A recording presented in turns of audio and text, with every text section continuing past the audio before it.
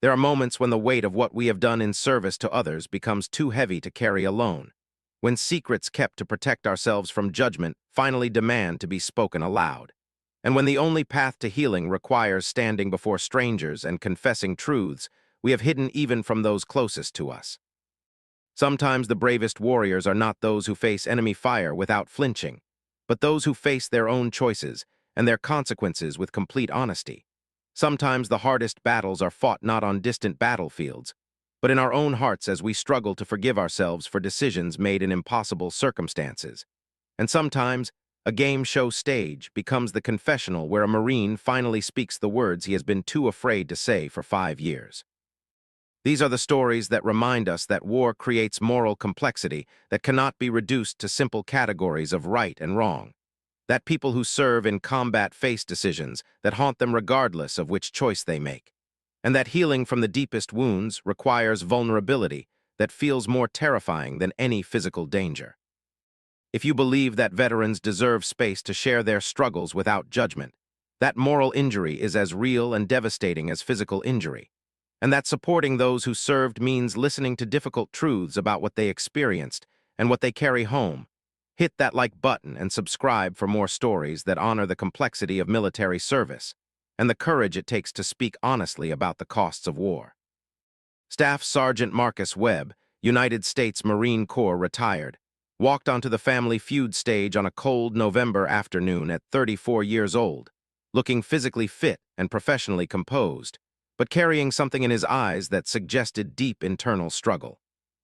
He was accompanied by his wife Ashley, his younger brother Kevin, his mother Patricia, and his childhood best friend Jason, who had known him since elementary school and who had supported him through the darkest period of his life. Steve Harvey greeted the Webb family with his characteristic warmth, immediately thanking Marcus for his service and acknowledging the sacrifice that Marines and their families make for the nation.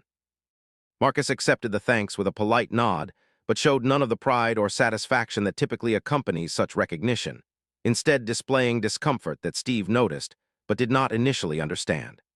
The standard pre-game interview proceeded with Steve asking Marcus about his Marine Corps service. Marcus explained that he had served for 10 years, from 2009 to 2019, primarily as an infantry squad leader deployed multiple times to Afghanistan. He stated these facts with the clipped precision of someone accustomed to military briefings, providing information without elaboration or emotion. Steve asked what Marcus did now in civilian life, and Marcus explained that he worked as a high school history teacher, that he had used his GI Bill benefits to complete his degree after leaving the Marines, and that he found teaching fulfilling because it allowed him to help young people understand the world and make good decisions about their futures.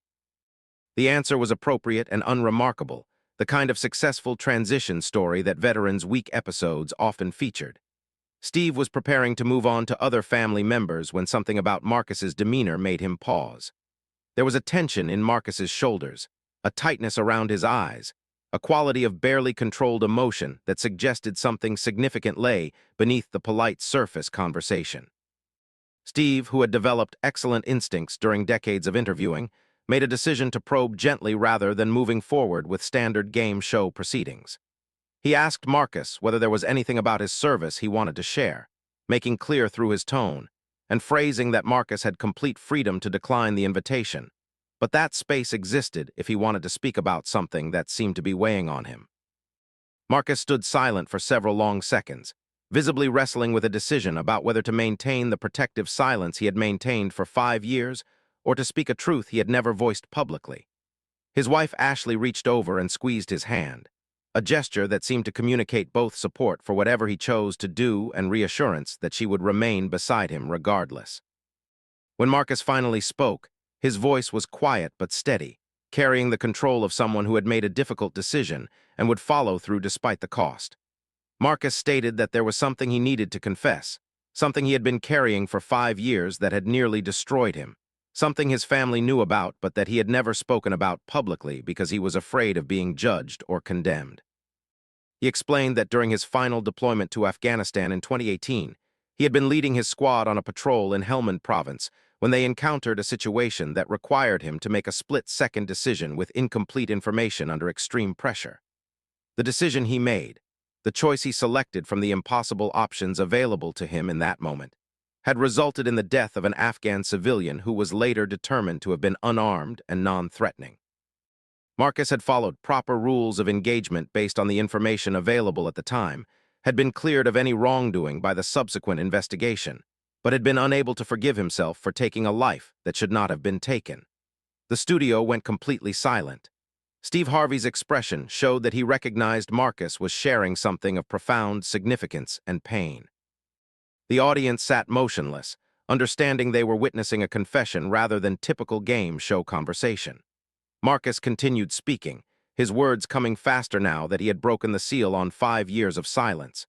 He described the circumstances of the incident in detail that suggested he had relived these moments countless times. His squad had been conducting a patrol in an area known for insurgent activity. They had received intelligence that Taliban fighters were operating in the vicinity and were actively seeking to ambush coalition forces. The patrol had been moving through a village when Marcus observed a man on a rooftop making gestures that Marcus interpreted as signaling to other fighters about the patrol's location. Marcus explained that based on his training, his experience, and the intelligence about insurgent presence in the area, he had made the assessment that the man represented a threat to his squad. He had given verbal warnings in Pashto for the man to show his hands and move away from the edge of the roof.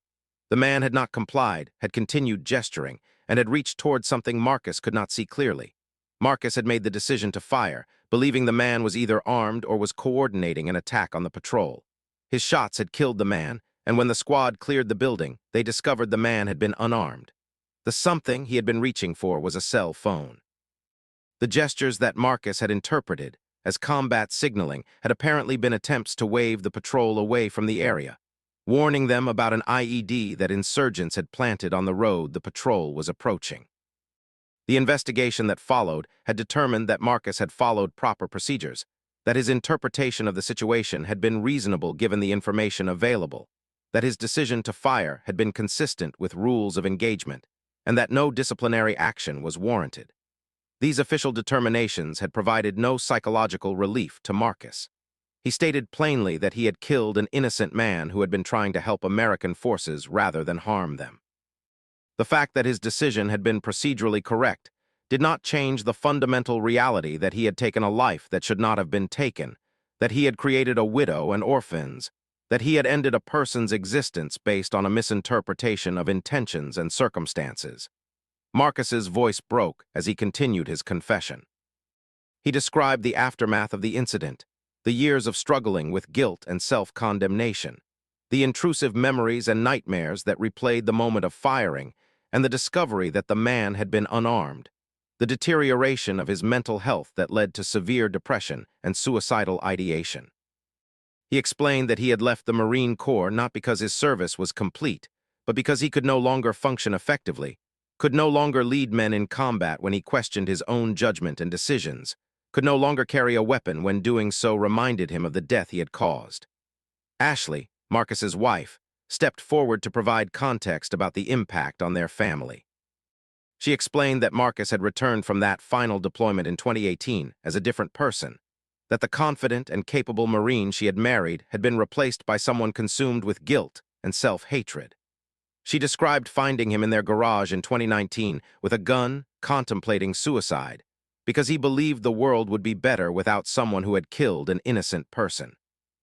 She had intervened, had convinced him to seek help, had supported him through intensive treatment for post-traumatic stress disorder and major depressive disorder, and had stood beside him as he slowly rebuilt some capacity to function and find meaning despite the burden he carried. Marcus's mother, Patricia, spoke through tears about watching her son suffer, about her own feelings of helplessness as she witnessed him tormented by what he had done, about her desperate desire to make him understand that he was not a monster or a murderer, but rather someone who had made a mistake under impossible circumstances. She described conversations with Marcus where he had expressed that the official finding of no wrongdoing felt like dismissal of the life he had taken, that being told he had done nothing wrong somehow made the loss worse, because it suggested that civilian deaths in combat zones were acceptable or expected rather than tragedies that demanded acknowledgement and grief. Kevin, Marcus's younger brother, explained that watching Marcus struggle with the incident had changed his own understanding of military service and war. He had grown up believing that combat was relatively straightforward, that there were clear enemies and innocent civilians, and that distinguishing between them was simple. Marcus's experience had taught him that war created moral complexity and ambiguity, that decisions had to be made with incomplete information under extreme pressure, and that people who made those decisions carried the consequences regardless of whether they were officially deemed to have acted appropriately. Steve Harvey stood listening to this confession with tears streaming down his face, making no attempt to maintain his typical host persona or to manage the emotional intensity of what was unfolding. When Marcus and his family paused, Steve approached Marcus and looked at him with an expression of profound compassion and sorrow. Steve stated that he could not imagine the burden Marcus had been carrying, that the guilt and grief Marcus described were testament to his character and his humanity rather than evidence of weakness or failure, and that Marcus's willingness to speak this truth publicly despite the risk of judgment demonstrated courage equal to anything he had shown in combat. Steve addressed the studio audience and the cameras, explaining that Marcus's confession illustrated several important realities about military service that civilians often failed to understand. Combat involved making life and death decisions with imperfect information in chaotic circumstances where distinguishing threats from innocent civilians could be extraordinarily difficult. The people who made these decisions, who sometimes made mistakes despite their best efforts and training, carried psychological and moral burdens that could be as devastating as physical injuries. The official determinations that service members had followed proper procedures and bore no fault did not eliminate the grief and guilt they experienced when their actions resulted in unintended civilian casualties. Steve emphasized that Marcus's reaction to having killed an unarmed civilian, his inability to forgive himself despite being officially cleared, his descent into depression and suicidal ideation demonstrated the depth of his moral consciousness and his respect for human life. Marcus was suffering precisely because he understood the gravity of what he had done, because he refused to dismiss the Afghan man's death as collateral damage or acceptable loss, because he recognized that procedural correctness did not restore life to someone who should still be alive.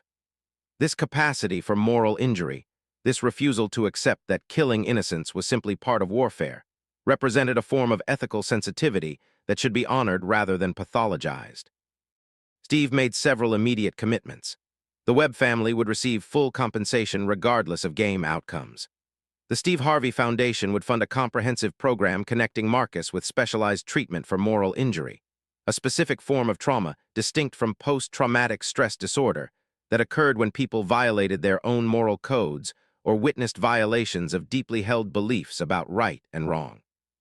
Most significantly, Steve committed to using his platform to advocate for better recognition and treatment of moral injury among veterans, emphasizing that this was a real and devastating condition that required specific therapeutic approaches different from standard PTSD treatment. Steve asked Marcus why he had chosen to make this confession on Family Feud, why he had decided to share something so personal and painful in such a public setting. Marcus explained that 5 years of private suffering had not produced healing, that keeping his guilt and grief contained within his family and his therapy sessions had allowed him to survive but not to truly live. He had recently learned about other veterans who had experienced moral injury and who had found some relief through public testimony, through speaking their truths about what they had done and what they carried, through allowing communities to bear witness to their suffering and to respond with understanding rather than judgment. He had decided that the continued risk of condemnation from those who did not understand combat complexity was worth taking if there was any possibility that speaking his truth might ease his burden or help other veterans struggling with similar moral injuries. The confession complete, Marcus stood on the Family Feud stage looking simultaneously exhausted and relieved, as if 5 years of weight had been partially lifted through the act of speaking words he had never thought he could say publicly. The studio audience remained silent for several long moments before beginning to applaud, not celebrating but acknowledging, not diminishing but recognizing, offering through their response a form of collective acceptance of Marcus's confession and his humanity despite the tragic mistake he had made. The episode underwent substantial restructuring before airing 6 weeks later. Rather than standard game show format, the broadcast presented as a special episode about moral injury and combat trauma, featuring Marcus's confession as the centerpiece surrounded by educational content from military chaplains, mental health professionals, and ethics experts, who provided context about the psychological burden of combat decision-making and the specific challenges of moral injury. The segment included testimony from other veterans who had experienced similar struggles, creating a broader picture of this relatively unknown but widespread form of combat trauma. Response to the broadcast was substantial and divided, reflecting the difficulty of discussing moral injury and civilian casualties in combat zones. Thousands of veterans contacted the show and related organizations to share their own experiences of moral injury, describing incidents where they had killed civilians by accident, had witnessed civilian casualties they could not prevent, or had participated in operations that resulted in unintended harm to innocent people. Many expressed relief that Marcus had spoken publicly about moral injury, validating their own experiences and providing language for struggles they had not known how to articulate. The response also included criticism from some quarters who felt Marcus should not have confessed to killing a civilian even though he had been officially cleared, who argued that such public admissions undermined military operations and damaged public support for troops, or who maintained that Marcus should have been prosecuted rather than cleared. These responses illustrated the very judgment and condemnation Marcus had feared, but they also created opportunities for education about combat realities and about the distinction between criminal actions and tragic mistakes made under extreme circumstances with incomplete information.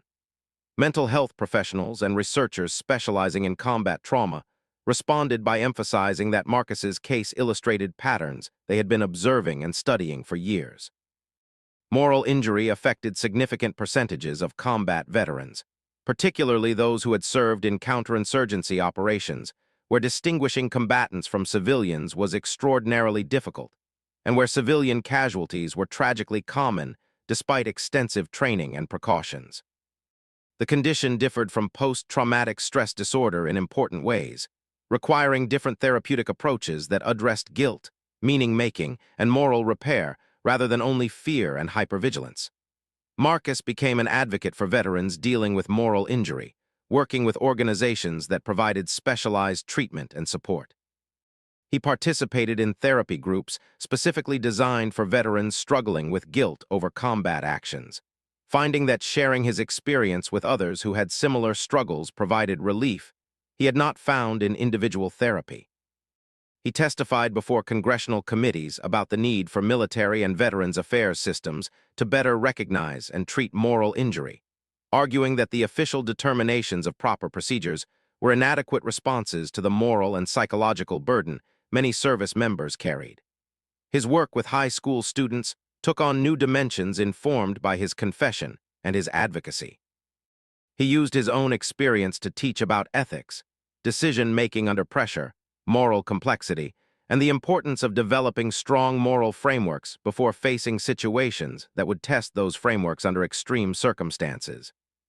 He spoke honestly with students about the realities of combat, about the weight of taking human life even when legally and procedurally justified, and about the importance of carefully considering what they were willing to do before placing themselves in situations where they might be required to do it. Ashley spoke publicly about the experience of supporting a spouse dealing with moral injury, emphasizing that family members needed resources and education to understand and respond appropriately to this specific form of trauma.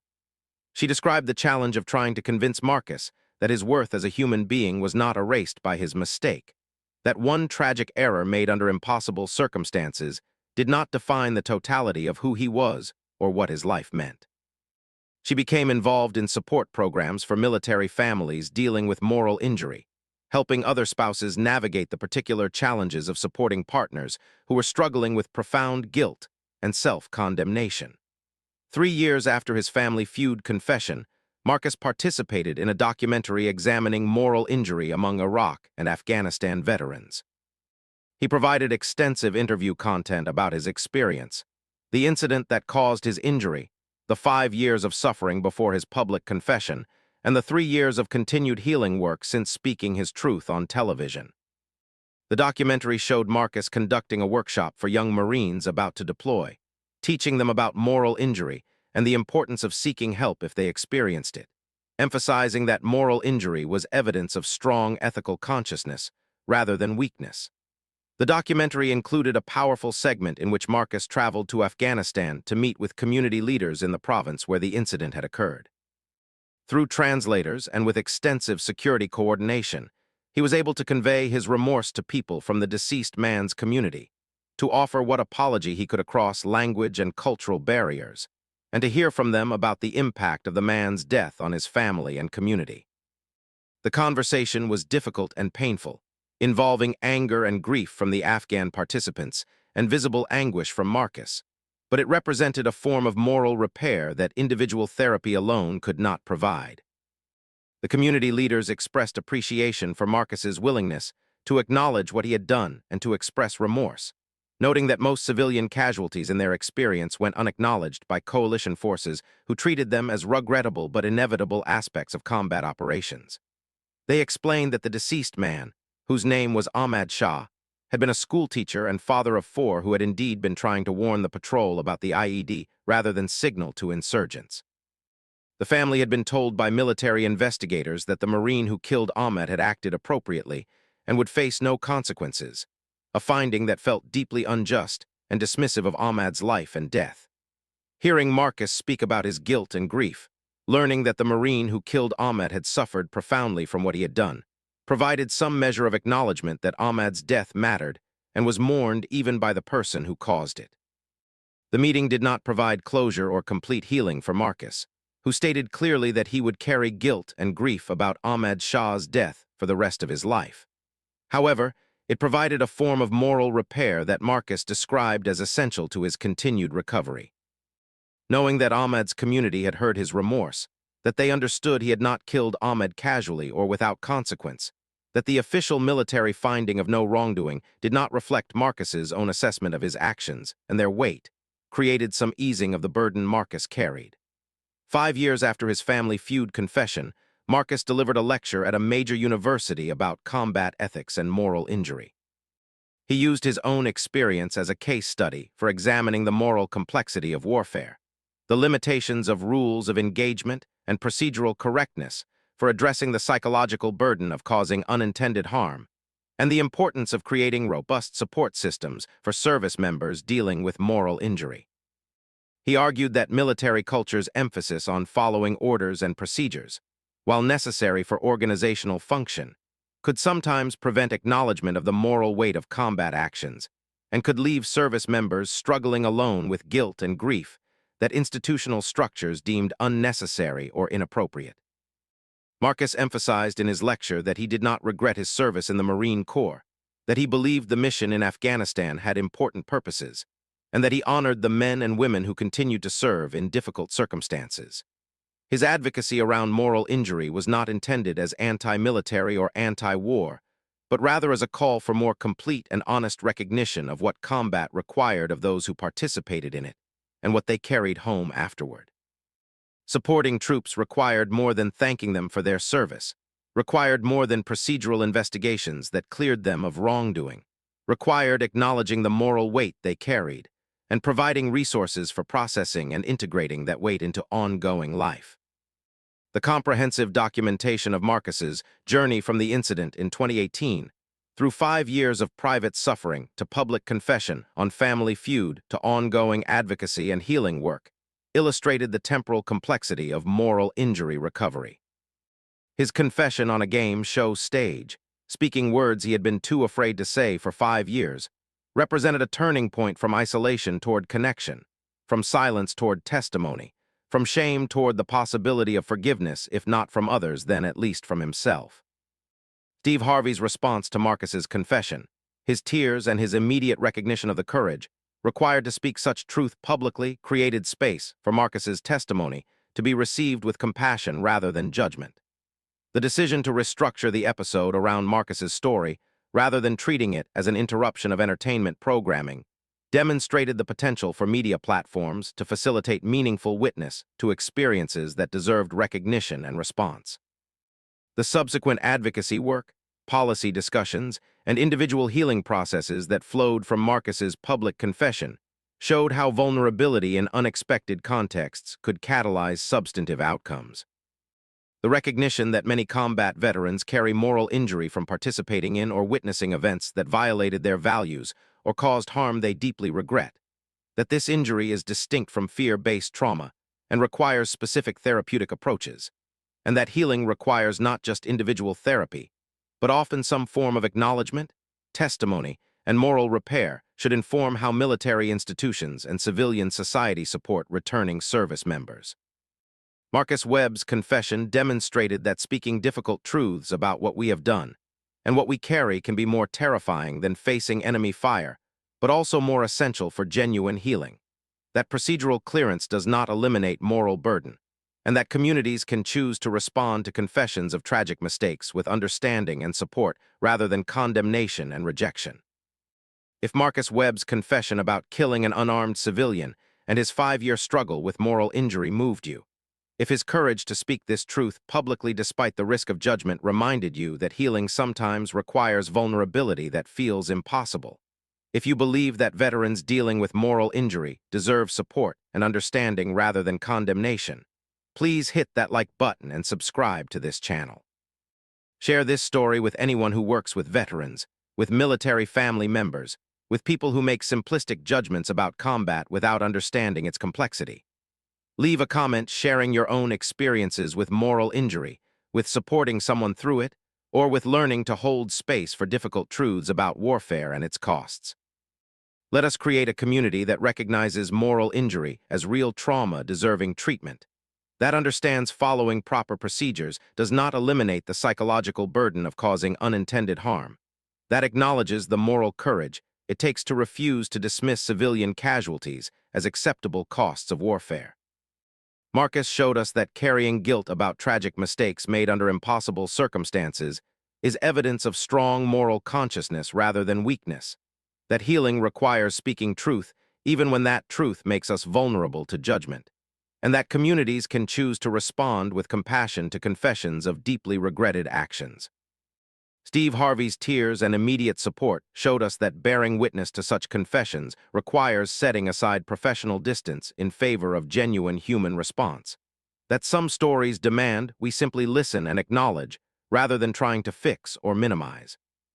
Subscribe and share to advocate for better recognition and treatment of moral injury among veterans, to support research into effective therapeutic approaches for this specific form of trauma,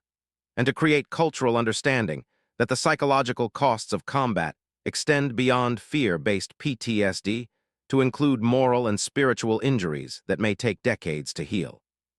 Because somewhere there is another Marcus, another veteran carrying silent guilt about actions taken in combat that followed all procedures but violated all personal values, and that veteran deserves to know that speaking their truth will not necessarily result in rejection,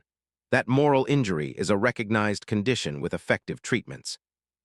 and that many others carry similar burdens and have found paths toward, if not forgiveness, then at least integration of their mistakes into ongoing lives that retain meaning and purpose despite profound regret. Thank you for bearing witness to Marcus's confession, for understanding its complexity, and for committing to support all veterans navigating the difficult terrain of moral injury and the long journey toward healing that may never be complete, but that can lead to lives worth living despite carrying the weight of deeply regretted actions taken under the impossible circumstances of warfare.